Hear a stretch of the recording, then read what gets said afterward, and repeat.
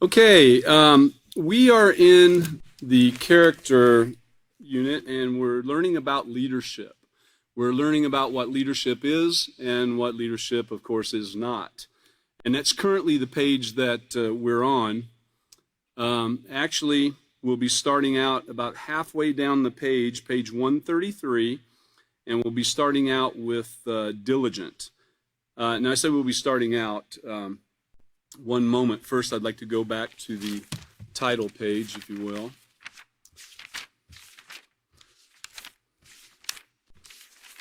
Let's go back to I Can Make a Difference, the note to the teacher. That's where I want to go. That's on LP6A. Excuse me. Now, in this chapter, it says students will learn that given the right motivation, encouragement, and skills, they have the potential to be leaders. So this is teaching the students, that you as a teacher will be teaching the students, and this is what you've got to get within you and have in your mind when you're teaching the students. In fact, you've been teaching them how to be positive, effective leaders from the first chapter of this very unit. It's vital that students understand that leadership is an integral part of developing and maintaining a positive moral character. Children who are assertive, courageous, and have strong moral values are better able to deal with negative peer pressure and avoid risk-taking behaviors. These children are prepared to take a stand for what is right, even if they must stand alone. Teaching leadership to our children is about empowerment. We must empower them to speak up and stand up for what is morally correct. And then it goes on to say that other concepts that will be taught in this chapter are the importance of leadership within society and the world, the specific character and personality traits of positive, effective leaders, how to use the skills of leadership to make positive decisions. Notice it says how to use the skills of leadership to make positive decisions. One of the things that I'd like to point out is that the Peaceful Solution Character Education Program not only teaches you, gives you the skills that you need to bring the lessons forth in the proper manner, but it also not only changes the heart and mind of the student, but it changes your heart and mind also. The more you study and the more you practice the Peaceful Solution Character Education Program, the more you should start taking it on as first nature, so to speak, it becoming habit. I know the author of the program, Israel Hawkins, once said, the peaceful solution is kind of like when you first learn to drive a car. When you first learn to drive a car, oh man, you're really careful and everything, and putting your turn signals on and looking all around and driving real slow.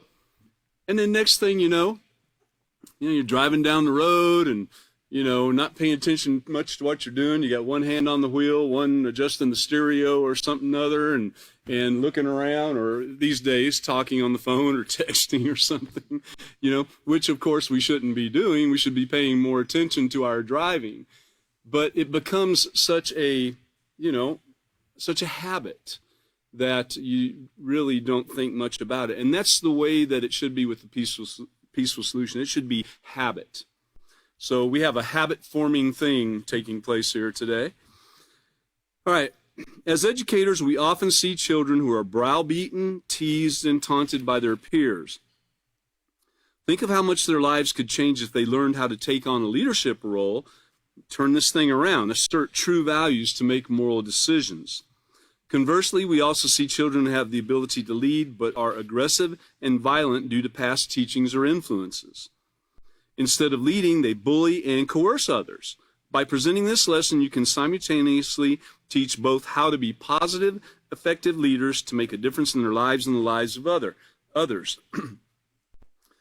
So let's go back to that for a minute. It says, conversely, we also see children who have the ability to lead but are aggressive and violent due to past teachings or influences. I might add in there the experiences that they've had also, because those are influences, of course, and their experiences with family, with friends, so to speak, with teachers, etc. All of these things make a difference in their life, and it can lead you to be a non-aggressive, kind and caring individual, or it can lead you to be that aggressive and violent person too. So we have to be careful. Once again, as teachers, we want to make sure that we're practicing the peaceful solution and that our heart is in the process of being changed. In fact, let's go ahead now and go back to page 133. And you might want to, mark this spot right here or put a pin there, a piece of paper or something, kind of mark it, because we're going to be going back and forth a little bit. Let's start out with diligent. Now, it says diligent, to never give up. Part of it is being consistent. And yeah, to have that goal and making sure, of course, that it's a right goal, and then never giving up. Push, push, push. Persevering. I mean, there's so many things that go with being diligent. Let's turn to page 131. Turn back to page 131. And look at number 6, or excuse me, number 5. Positive leaders are diligent and steadfast. We're on page 131 and then number 5.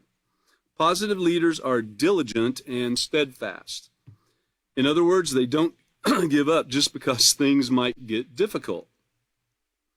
If something is worth pursuing, it's worth pursuing with all your might.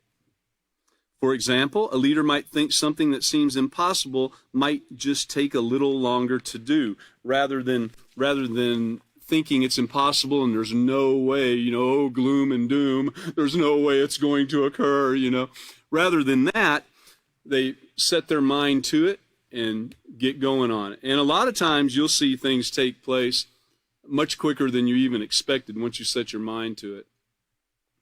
I know on a recent assignment that I had the opportunity to be with some men on, and we had a job to do. And looking around, it really looked like, well, not just men, but some young men also. And looking around, we had the opportunity to to kind of live this, because you looked around, it really looked like an impossible job, especially to think it was going to occur in, 1 day, 2 days, something like that. It really looked like it was going to take a very long time, and it was going to take some heavy equipment, some cranes and forklifts and things like this. Well, once we got started on it, and that's the thing, take that step, get started on it. You know that it's the right thing to do.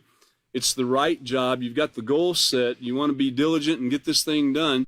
And so once you take that first step, that first move to getting that job done, everything else starts falling in place. Now, could there possibly be some type of curveball or pitfall come your way? You bet.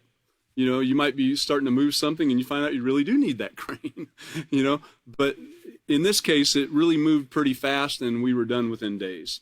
And so I thought about that when reviewing this lesson, actually. So let's go ahead on back to page 133. And again, being diligent and never giving up, I wanted to look way back. Let me make sure here where I'm taking you.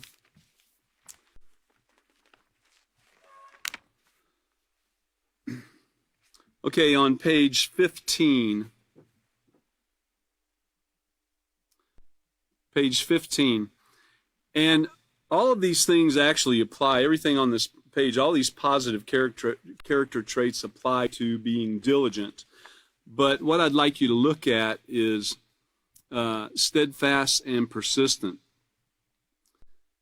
Now, one of the things it says about that, it says you are determined not to give up or change what you have set out to accomplish.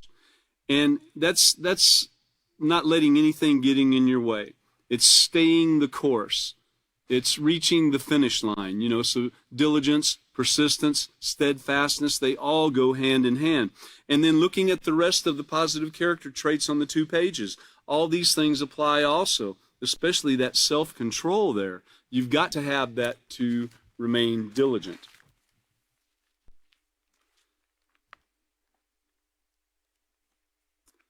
All right. Let's see. On page 89.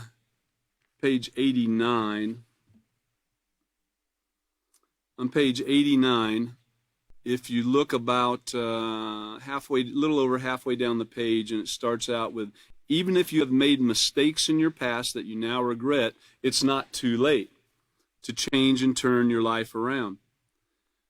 And, you know, anybody who is an advanced, those of advanced years, like I would say myself, what we have found out is that we weren't born learning the peaceful solution, and we didn't even learn the peaceful solution in elementary school or junior high or high school, anything like that. We learned much later in years. So it's not too late to change and turn your life around. It really isn't. I don't care how old you are. The peaceful solution works for everybody. Prepare so you'll never make that mistake again. Remember, where there's determination, there's hope. So if you were not taught the value of obtaining a positive moral character, and you've been negatively influenced, you can learn from your mistakes. Set your mind in advance right now to stand up and make choices that will build a positive moral character. Also, be determined not to repeat those past mistakes. Be diligent at it. Instead, focus on maintaining your positive character traits. But as we know, along the way, things can occur. Continue reading there. It says, do the best you can do to avoid making mistakes by setting your mind in advance. And that goes back to also to being diligent and having self-control and all those things. Setting your mind in advance and being prepared to handle the curveballs and pitfalls when it comes your way. If you do make a mistake, don't give up on maintaining your positive character. Give yourself room to grow and consider them as lessons learned. And so real quick on that, on the curveballs and pitfalls, go back to page 85 if you have your book. I would highlight a lot of this because some of these things just jump out at you, and you can look back and glance at it when you're having problems. But curveballs and pitfalls are unexpected situations that can test your resolve to maintain a positive character, to continue being diligent in your studies and continue being diligent in practicing the peaceful solution. And that's the important thing. You've got to continue practicing too. All right, let's go on back to page 133. Let's move on and look at excellence. Okay, excellence. Strive for excellence in all that you do. Now, excellence, one of the dictionaries that I've looked at, I have some notes here on that. It says to excel. One of the students I had one time, I asked that question. He said, what's the state of being excellent? So it's to excel. It's to surpass, to go beyond the limit or standard, the set limit. You know, going above and beyond the call of duty. One of the definitions was superiority, but not superiority in the way of being, you know, placing yourself above others by any means. You know, that's not what the peaceful solution teaches. It's superiority in what you're accomplishing. You're going past that set standard. You're going beyond. You're putting everything you have into it, and that's part of being diligent and part of being excellent. So it could be said that you are practicing excellence. Let's see. Page 127, I think it is.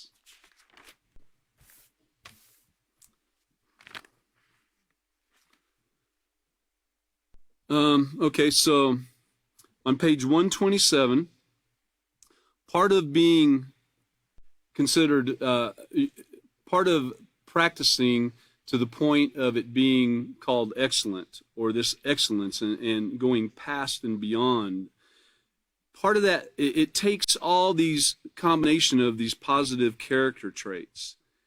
And one of the things that you can see, if you look at the middle paragraph on page 127, I'd like you to look at that. You can always tell a positive leader from a negative one by the outcome of their actions, beliefs, and ideologies. So you would be able to tell if they're excellent or not, if they're practicing, if their work has that word excellence behind it. Negative leaders lack integrity. They might be selfish, or they might lack compassion. And compassion, that's wanting to relieve the suffering of others. And it's not just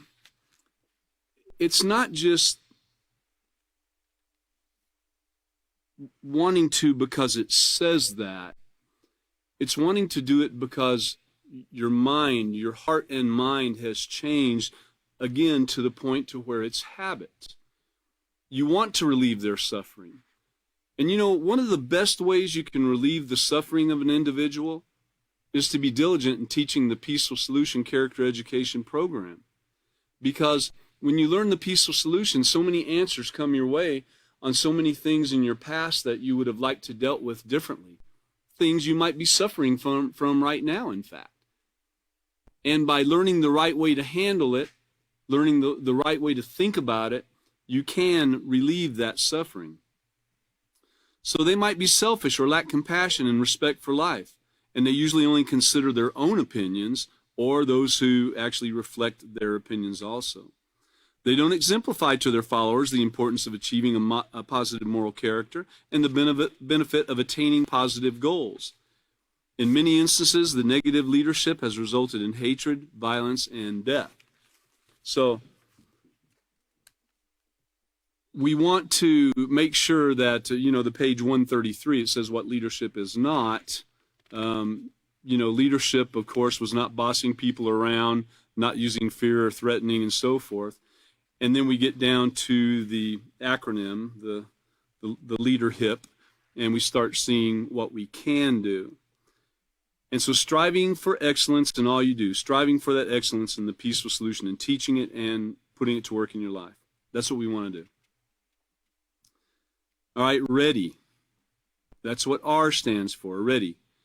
Be ready to be an example of positive moral character to others. Be ready to be an example. Because remember, you're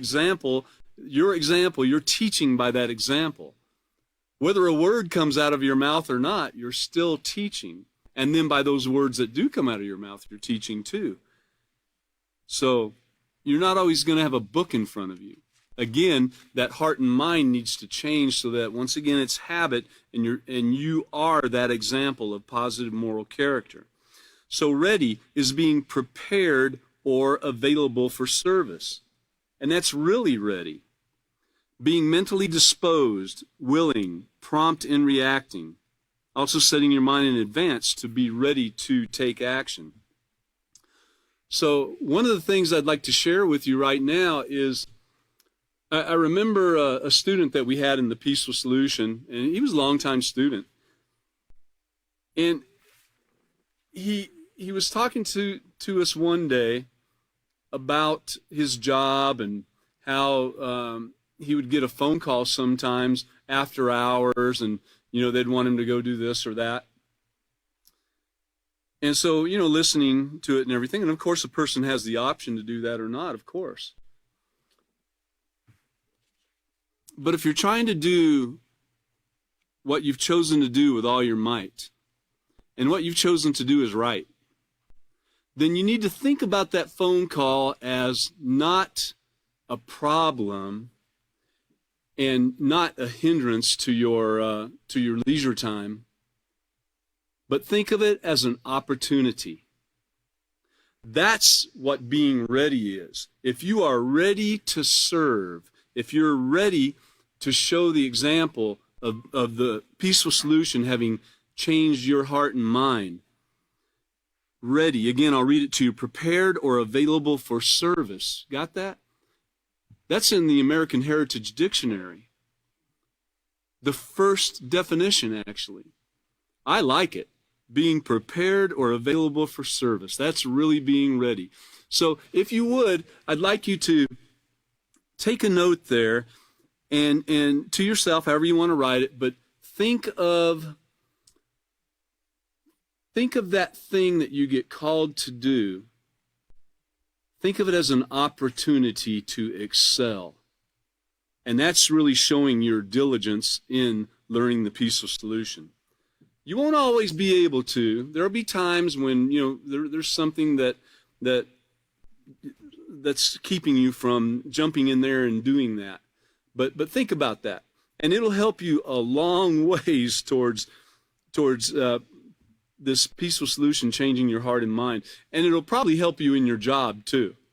I can't see where it would hurt anything at all. All right.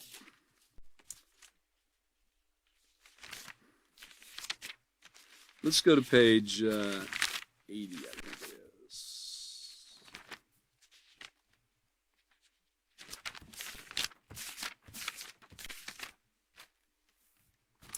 Let's go to page 80.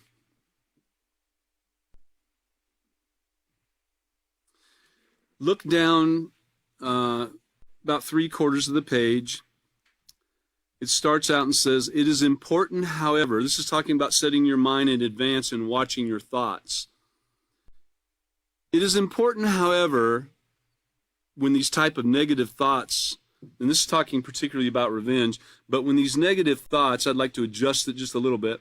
When these negative thoughts enter your mind, that you immediately reevaluate them and turn them into positive thoughts. And this goes back to what I was just talking about the opportunity. When you get that phone call or someone says, hey, let's go help over here, or you get a phone call from the boss and, well, we really need you to come in if you possibly could. We could use your help to get this done. Instead of thinking of it as a negative, because if you're thinking of it as a negative, you're having negative thoughts about it. Just go past that revenge thing for a minute and just remember, when these types of negative thoughts enter into your mind, you immediately reevaluate them and turn them into positive thoughts and look at them as that opportunity. Okay? That's all I wanted to say on that right there. Let's go back to page 133. Okay, the next letter in the acronym is S, and that stands for sure. Be sure that your values are positive and moral. Be sure that your values are positive and moral. We're going to turn to page 6 in just a moment, or you can go ahead and turn there. While you're turning, I'd just like to say that to be sure, to be absolutely positive, to be confident, not in a manner of, puffing up your chest and all that stuff and everything, but to be confident in what you're doing. And that's one of the things that you can always be sure and confident of with the peaceful solution, is that what you're doing is right. You really don't need to question the things you're learning. Prove it to be true, but don't question it like, well, that can't be right. That's actually a negative thought. Prove it to be true. You hear it and you say, wow, that's interesting. Let me look a little further into this. Might even call and get some help on it if you need. But prove it to be true. Prove it to be sure so that you can be confident as a teacher of the peaceful solution that you're doing the right thing. If you're confident, if you're sure that you're doing the right thing, then there's no way that you can go wrong. And that sureness shows through too. So page 6. If you have your book, if you're there, let's take a look there. Part of being sure, and it relates to values. Values are what you believe in or feel strongly about, and they also play a key role in developing your character. The sum total of everything you value becomes your value system. And values, they're not standardized, but they're varied. It's based upon what the individual deems important. But there's certain values that are internalized by all people. These are moral values. Just like you probably don't want to go home tonight and find out that your front door's been broken down and someone has ransacked your house. Nor do I. So we value that feeling of safety in our home. You might have a high value placed on human life, which I hope everyone learning the peaceful solution does. And if they don't, they can get there at some point to where it changes their heart. But if you have a high value on human life, you could never be involved in any type of war or murdering or harming anybody in any way. You just couldn't do it. It just would not be part of you. You would have the habit of watching out for that. Down at the bottom it says there are as many different types of values as there are people, and no two people are alike, not even members of the same value. So based upon those experiences and interactions, we come to value those different things. Some people value a college education, some a trade or career, some what we already talked about. Others value staying at home and raising a family. And we have to remember, though, that what we value can also be affected by our culture and our religion. And so we have to keep in mind about other people, too. You know, just because their values are not exactly the same as ours, and even though their moral values might not be at that point yet where these moral rules are on a high pedestal yet, we've got to be able to work with people. And that's what you're doing as a teacher of the peaceful solution. You can't sit there and like condemn them in the class or something. You know, if someone gives even a wrong answer because it doesn't fit, well, that can be a teaching moment, but it's not a moment to attack just because they don't believe the way that you believe, just because they haven't understood the program yet, just because they haven't been practicing to where it changes their heart and mind yet. So we have to have compassion, we have to have empathy, and we have to have the self-control not to blurt something out that would be very embarrassing to them and they run off and you never see them again. And you can also, if someone brings up a particularly troublesome point, I would say you could also suggest that they see you after class. And then anybody else in the class that really felt strongly about that and wants to know, they could join in too. And you could have another session right there. That occurs many times, to where there's individual talking even after a class. Let's go back to page 133. And you know, all of this does apply with being sure, being ready, being diligent. And one of the reasons why is right here, the next one, H. You know what H stands for? It stands for humble. Being humble. Now it says even leaders have to be followers. And yes, you would follow that one leading you also, that is teaching positive moral character, possibly someone who has been practicing the peaceful solution longer than you, or putting it to work in their life a little bit more to where it's become habit in their life. You can learn by their example and by their words, by everything you see taking place. So even then we're followers, because we're actually learning all the time from whoever is leading at the moment. There's also situations where there's people who are put into different assignments, and where one person might have been like leading that assignment at one time, now another person could be leading that particular job, that assignment, that class, whatever the case might be. And so in that case, then whoever is doing the leading at the time is the leader. And those that were leading before are now followers, right?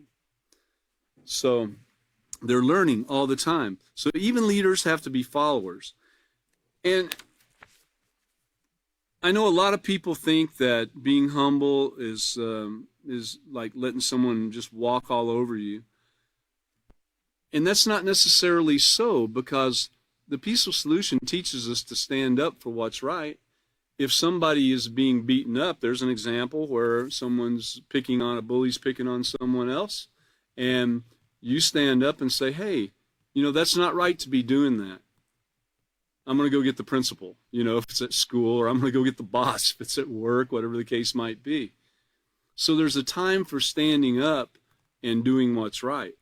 It's never a time to break out your fists and break out weapons or condemn somebody and start, yelling at them and calling them names. There's never a time for that, not as a teacher of the peaceful solution.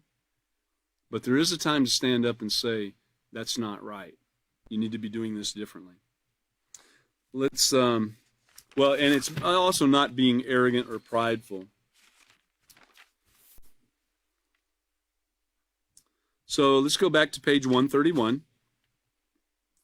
And number 7, positive leaders are humble, even when they're the ones who make the rules, even if they're the ones that make the rules, such leaders show by example that they too are steadfast in keeping them. So they even keep their own rules. They also listen to concerns or advice on which to base decisions. So they're open to listening to people's problems and people's ideas and thoughts. Not necessarily that they're going to be put to use, but they can be. So they're open to that. Let's go ahead and look at page 14. Turn to page 14, please. Now, here's another example of humble. Number 5, not being proud or arrogant. A humble person will not argue, dispute, nor disobey set rules. For example, the bathroom rule is to clean up after yourself when you use the bathroom. Well, you don't like to clean the bathroom, but guess what? You do it anyway. Well, that's being humble. Being obedient, following the rules, that's being humble. You're not fighting against the rules. You're not being rebellious. You're not showing that, hey, I know better than this. That's all part of being humble.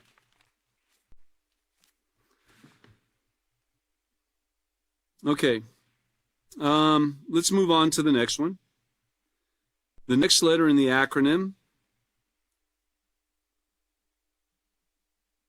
and that is I. The power or ability to begin or follow through energetically with a plan or task.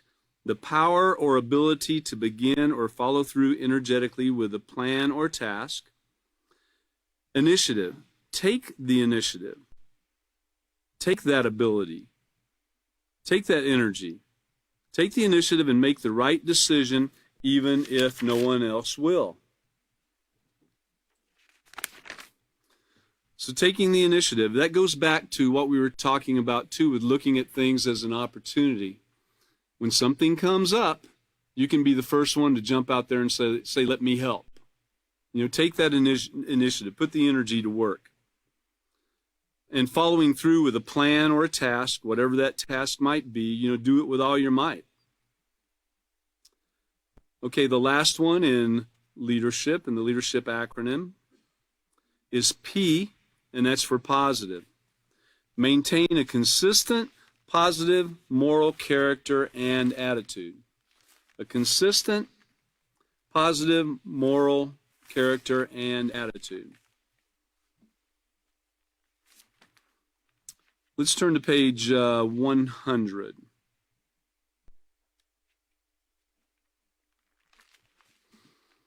Turn to page 100. Now, if you look about, really the whole page covers it, but let's start with the curveballs and pitfalls again. Let's go one step back. I must think positively about my situations and always be ready to change negative thoughts to positive ones. Maintaining true morals and thinking will lead to positive actions and help maintain my reputation and character. And that's an important thing, to maintain your reputation. I mean, all it takes is one thing and it could be knocked down. And it takes a long time to come back. So thinking positively, you can avoid the curveballs and pitfalls by being prepared with the right answer. When I'm confronted with a situation that could influence me to make a bad choice, I will know what to say and do in order to maintain my positive moral character. It's all about maintaining that positive moral character now that you've got it, too.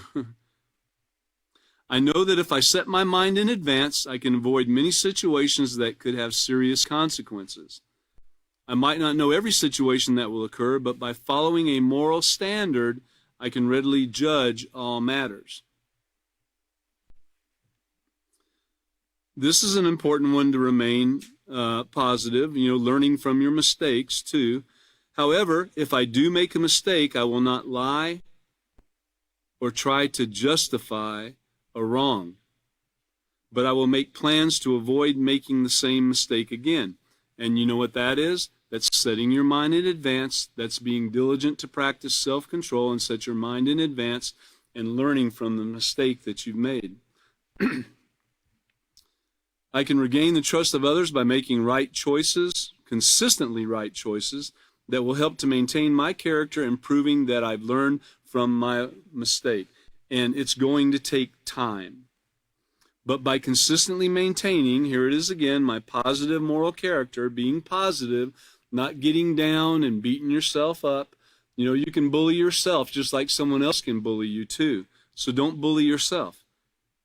By consistently maintaining your positive moral character, you'll earn the reputation of being a person of integrity. You'll be steadfast. Adherence to a strict moral or ethical code. That's what integrity is.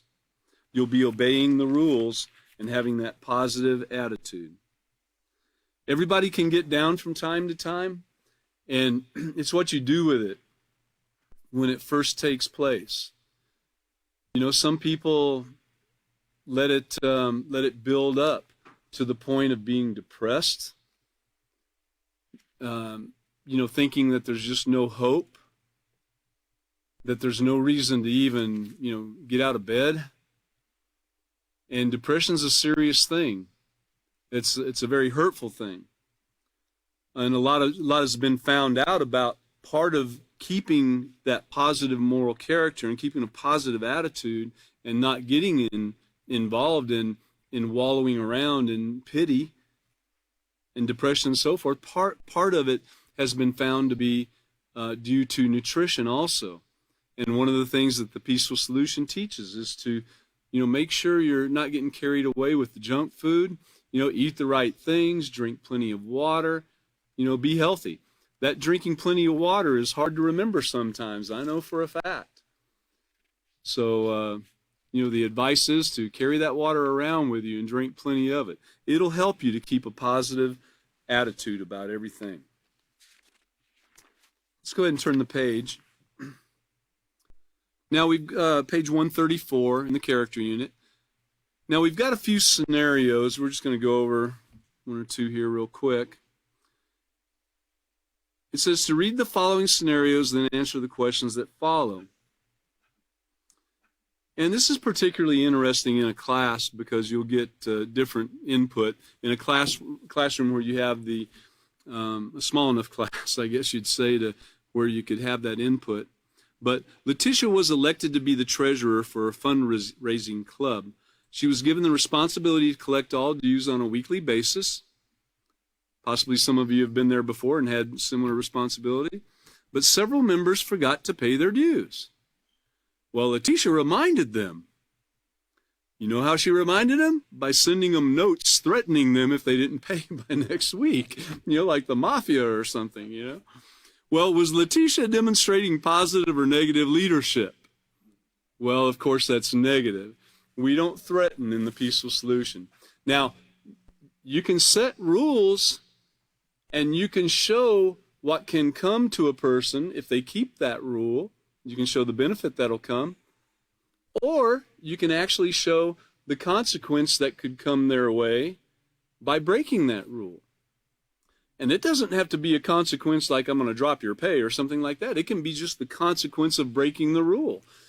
If they're told, to be careful not to use an aluminum ladder around a power line, and they use an aluminum ladder around a power line, they're going to suffer some consequences that you had no way of stopping or starting or anything. It's something that came their way from choosing that course of action. So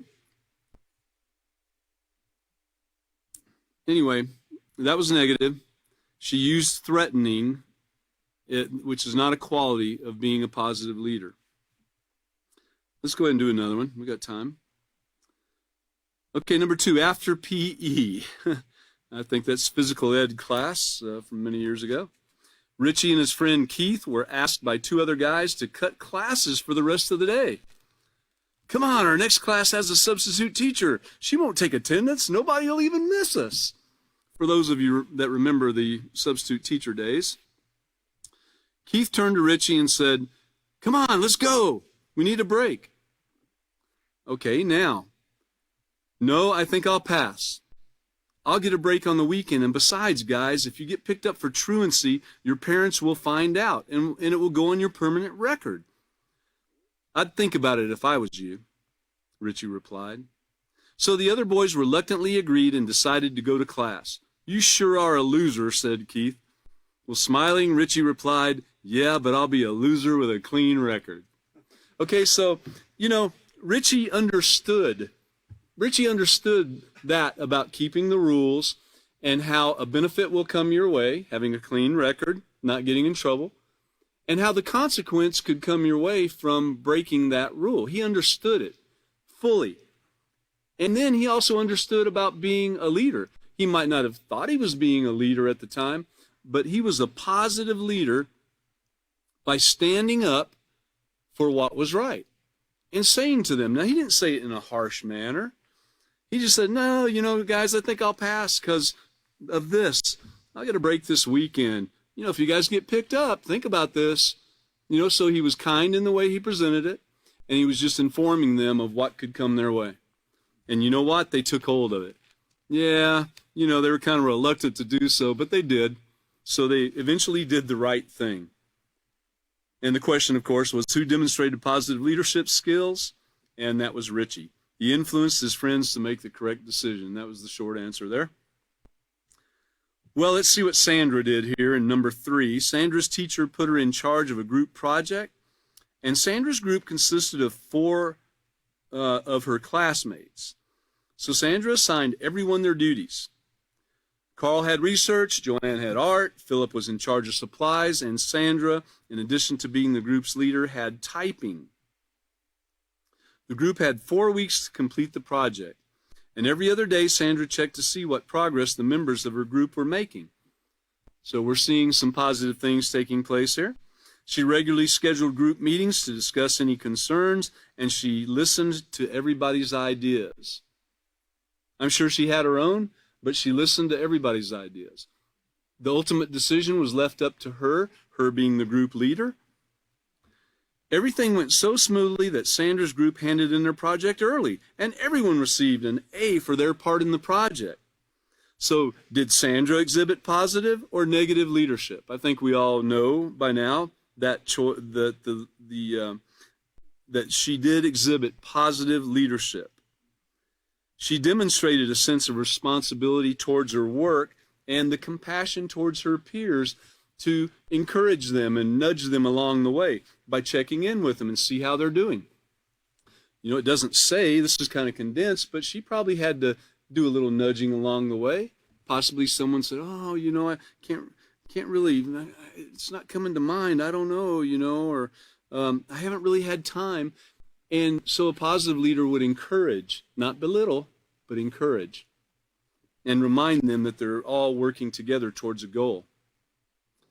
Okay, now on the next page, on page 135, this is the beginning of a narrative.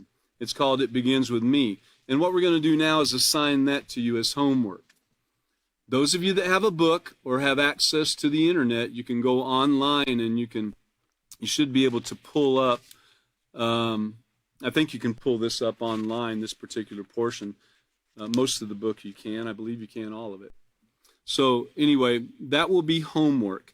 If for some reason you can't get it and you would like to have it, well, call in, write in, do something, and I'm sure we can get it for you, okay? So that'll be your homework until next time. It's kind of long, but it's a great narrative. So let's go ahead and look at page 143. 143. Leaders are an important part of our society. This is what we've learned. Leaders are an important part of our society, and that the basis and quality of leadership starts and ends with moral character. Let's turn to page 126. Turn back to page 126, that is. Page 126.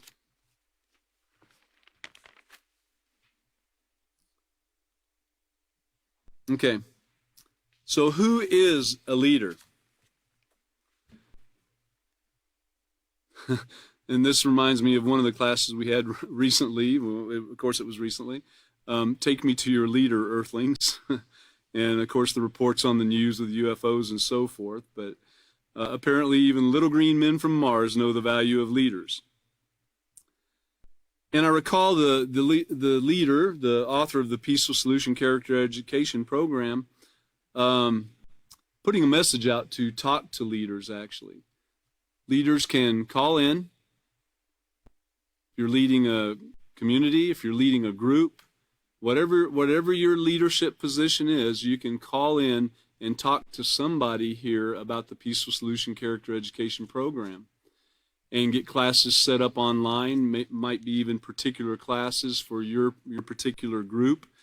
And he highly encouraged world leaders and leaders of different dignitaries to call in and learn what they can do for their people. In ancient and modern times, the need for leadership has always been important. Without strong leaders, a society lacks guidance and direction. And all through history, certain people were designated to guide and direct others in a particular direction, and these people were called leaders. They have authority over and are responsible for those who follow them. Leaders are not defined by age, gender, or nationality. Leaders are simply people who possess qualities and skills that motivate and encourage others towards these specific goals. Leaders can be found in all areas of our society. There are religious leaders, governmental leaders, community leaders, political leaders, and even gang leaders. Some leaders are responsible for an entire country, while others are responsible for a small city. Some leaders have a lifetime position in the office they were chosen to govern, while others are there only for a specified time. But the answer is actually that everyone is a leader. So there again, leaders are an important part of our society, and that the basis and quality of leadership starts and ends with moral character. And that's what we've learned there in this particular section. Now, one of the things I'd like to point out here is, and this might occur to you from time to time, I'd like to go back to LP 6D real quick and look at procedure number 7. Occasionally, the best intentions of mentioning everything on every page, sometimes you might leave something out. So in this case, we're going to correct that. Procedure number 7 was to tell students that they will now listen to a narrative entitled "It Begins With Me," found on pages 135 to 141, and explain that even in a bad situation, positive leadership can make a difference. Students should answer the questions that follow on page 142, which you're going to do as homework. And then we look at procedure number 8, and it says to encourage students to read the section entitled "What I Have Learned," which is what we're doing right now on page 143. And to conclude the lesson by reminding students that moral character can help them develop leadership skills and abilities that can make a difference in their lives and the lives of others all around the world. Okay, so let's go on back to page 143. Negative leaders can help to bring about hatred and violence. Okay, this is what you've learned, that negative leaders can help to bring about hatred and violence. You bet they can. Let's look at page 127 real quick.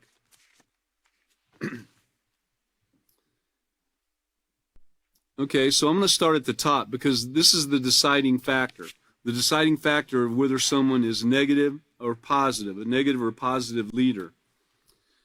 We are literally surrounded by leaders. In every activity, organization, town, and nation, there are leaders. Regardless of whether someone is the president of an organization or the coach of a football team. Their leadership style will basically fall into one or two categories, positive or negative. Leaders, just like everyone else, can have both great and bad character and personality traits, and we talked about that. Some that we labeled as negative leaders, we know that they did have some positive character traits somewhere. We just might not have seen them. And some that we labeled positive in the activity, we know that they too had some negative character traits that possibly we didn't see. Okay, remember, a great personality does not guarantee a great character. Also, you got to remember that because really a lot of leaders, I would say the majority, they've got a pretty great personality. People tend to flock towards them, whether they're a positive leader or a negative leader. They flock to them because of their personality a lot of times. And they keep that personality going too. Even when you're seeing that the character might not be proving to be quite positive, they'll still be throwing that personality out there with some of the politicians, you know, or many leaders. You can always tell a positive leader from a negative one by the outcome of their actions, and that's what we just said, beliefs and ideologies. Negative leaders lack the integrity, and we read this earlier, but it's a reminder that they might be selfish, lack compassion, or, respect, true care and concern.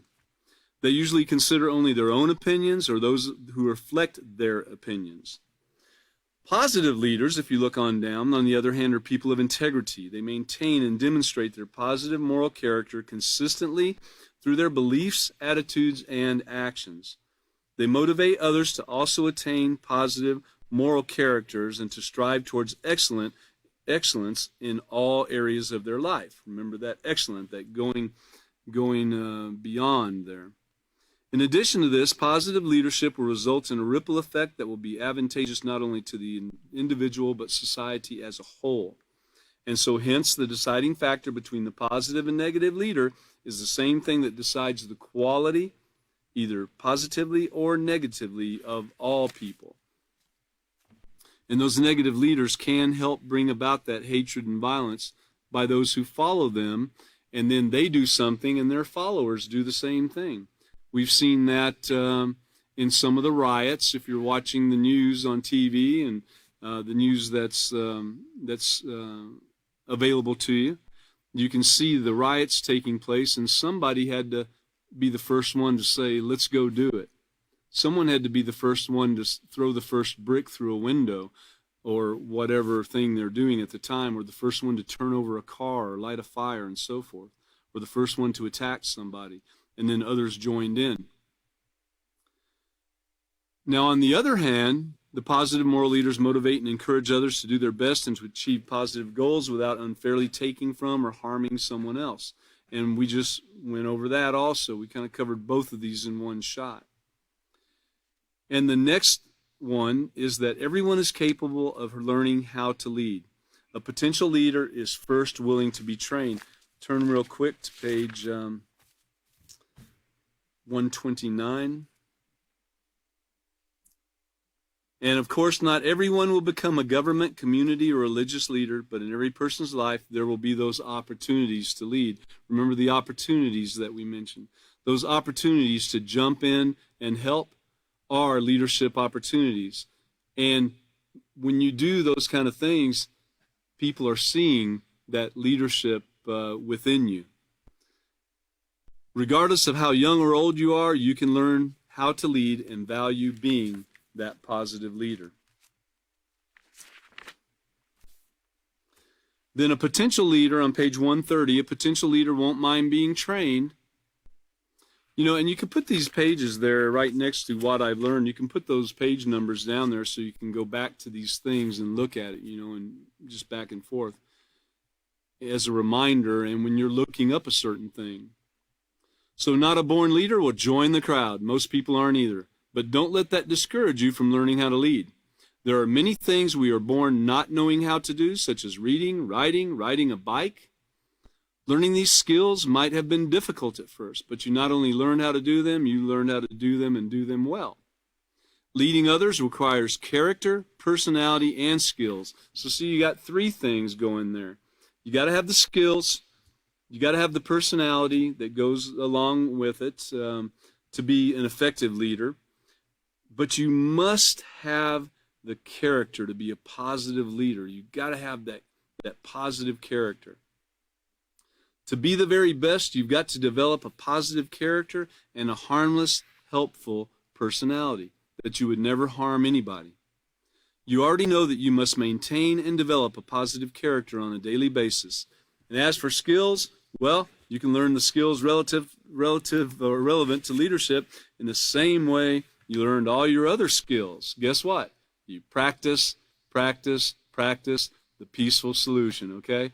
That way, your heart and mind will be changed. Okay, well, we're going to stop right there. Page 130, or excuse me, we're on page 143, and we are on the fifth point there. Learning to be a positive leader can be achieved by combining my positive character traits with my personality and skills. And that's where we'll be starting out in the next class, which should be this coming, let's see, the 23rd. Is that right? I think it's the 23rd on Sunday at 5:30.